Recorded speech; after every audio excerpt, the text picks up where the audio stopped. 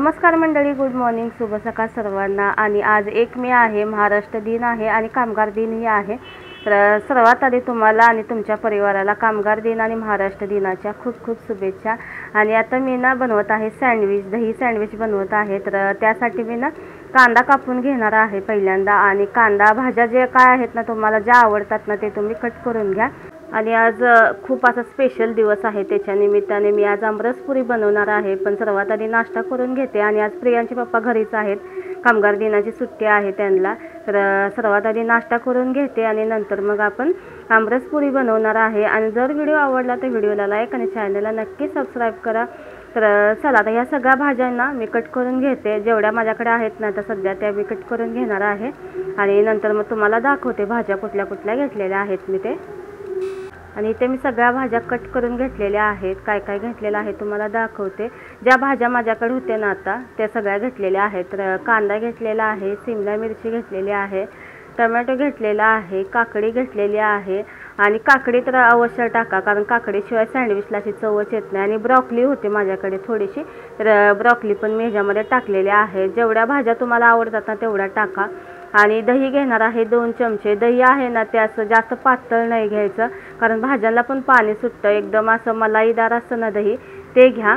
आणि आता मी याच्यामध्ये टाकलेला आहे चाट मसाला 1 चमचा आणि थोडंसं मीठ टाकलेलं आहे, कारण चाट मसाला असतो ना थोडासा खारटच असतो, त्याच्यामुळे मीठ ना जरा जपून टाका। आणि दही आहे ते पातळ घेऊ नका, जर पाणी वगैरे असलं तर ते कपड्यामध्ये ठेवून असं पाणी सगळं गाळून मग घ्या। आणि आता मी इथे ब्रेड घेतलेले आहेत, आणि त्या ब्रेडला मी वरती थोडंसं बटर लावलं। आणि जे आपण सँडविचसाठी मिश्रण बनवलेलं आहे, सगळ्या भाज्या मिक्स केलेल्या आहेत ते ह्याच्यावरती ठेवायचं। जर तुम्हाला चीज आवडत असेल तर वरून ह्याच्यामध्ये चीज पण टाका। आणि दही वगैरे टाकलेलं आहे त्याच्यामुळे एकदम क्रीमी होतं सँडविच, त्याच्यामुळे चीज वगैरे टाकायची एवढी काही गरज वाटत नाही। असं सुद्धा सँडविच खूप छान आणि मस्त लागतं। तर एवढे भाज्या राहिलेल्या आहेत, तर ह्या भाज्यांना उद्याच्या पण नाश्त्याला होऊन जाईल सकाळी। 2 सँडविच तर ह्याच्यामध्ये होतीलच। तर हे डब्यामध्ये मी आता पॅक करून ठेवून दिलेलं आहे फ्रीजमध्ये। आणि आता सँडविच आहे ते मी तव्यावरती शेकून घेणार आहे दोन्ही साईडने। तव्यावरती मस्त असं म्हणजे शेकतात। आणि जे ग्रिलचं ते असतं ना, ग्रिल करायचं जे मेकर असतं त्याच्यावरती काय होतं, एकच सँडविच बसतं, माझ्याकडे आहे ते एकच सँडविच होतं त्याच्यामध्ये। त्या तव्यावरती 3 सँडविच एकसाथ भाजून होतील, त्याच्यामुळे ना तव्यावरतीच मला भाजायला बरं वाटतं। तर दोन्ही साईडने ना असं बटर लावून मी भाजून घेणार आहे। आणि गॅसची फ्लेम आहे ना ती कमीच करायची, जास्त फास्ट करायची नाही तर मग आतल्या भाज्यांना जराशा कच्च्या कच्च्या लागतात त्याच्यामुळे। तर कमी गॅस करूनच मी सगळे सँडविच आता भाजून घेतलेले आहेत। आणि खूप मस्त असं झालेले आहेत सँडविच, तर नक्की एकदा ट्राय करून बघा। आणि सँडविच कापायला नेहमी चाकू असा लांब पातीचा असतो ना तोच घ्यायचा, मी तुम्हाला आधी पण एकदा सांगितलेलं आहे, त्याच्यामुळे ना सँडविच व्यवस्थित कट होतं। तर बघू शकताय कसं मस्त असं सँडविच कट होतं। आणि बारीक चाकू घेतला ना इकडून तिकडून अशा भाज्या निघतात। तर दोन्ही प्रकारे मी तुम्हाला आता कट करून दाखवलेलं आहे। जर लहान मुलांच्या डब्यात वगैरे द्यायचं असेल ना तर असं कट करायचं, आणि बटर पेपरमध्ये रॅप करून वगैरे दिलं ना तरी मुलांना पण खूप आवडतं हे सँडविच। आणि खूप असं क्रीमी असं लागतं। तर चला आता टोमॅटो सॉस घेतलेला आहे आणि त्याच्यासोबत आता खाऊन घेतो। आणि त्याच्यासोबत चहाही आहे। आणि एकदम सोपं आणि मस्त एकदम चवीला लागणारे सँडविच आहे, तर नक्की एकदा ट्राय करून बघा। तर चला नाश्ता करून घेते। आणि आता नाश्ता वगैरे झालेला आहे। आणि मी आंबे आहेत ना ते असं त्याची तोंड असं फोडून पाण्यामध्ये ठेवलेलं होतं, निदान अर्धा तास तरी झालेला आहे, कमीत कमी ना अर्धा तास तरी ठेवा, म्हणजे त्याच्यातला जो चीक असतो ना तो पाण्यामध्ये उतरतो। तर आंबे घेतलेले आहेत मी, आणि हे चांगले असे दाबून त्याच्यातला चीक जो आहे ना तो सगळा असा काढून टाकायचा। आणि नंतर मग ह्याच्यामधला गर जो आहे ते मी काढून घेणार आहे। आणि आंब्यातला गर आहे ना तो आता मी असं चाकूने कट करून पहिला बघितलं आणि नंतर मग काढून घ्यायला लागले, कारण का जे आंबे आम्ही आणलेले आहेत ना ते 2-3 आंबे तरी असं कुळीला असं खराब निघाले, आतून असं म्हणजे कीड लागल्यासारखं झालं कुळीला, आणि त्याच्यामुळे आंबा पण असा खराब झालेला होता।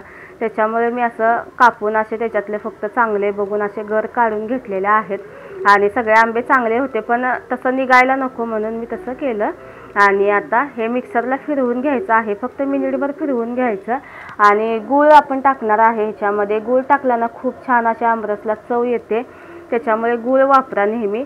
आणि साखरेमध्ये पण बनवतात, पण साखरेपेक्षा गुळाची चव खूप भारी लागते आमरसला। तर मी इथे पाव किलो गूळ घेतलेला होता, तर त्याच्यातला मी अर्धा घेतलेला आहे, कारण आंबे आहेत ते खूप गोड आहेत त्याच्यामुळे।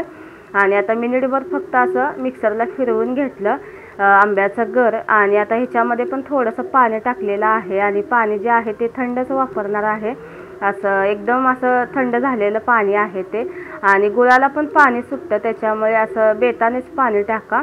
आणि आता थोडंसं पाणी टाकून हे सगळं गुळामध्ये पहिल्यांदा असं मिक्स करून घेतलं. आणि वरून आपल्याला जसा घट्ट पातळ आमरस हवा आहे तसं तुम्ही करू शकता. अजून थोडंसं मी ह्याच्यामध्ये थंड पाणी वाढवलेलं आहे.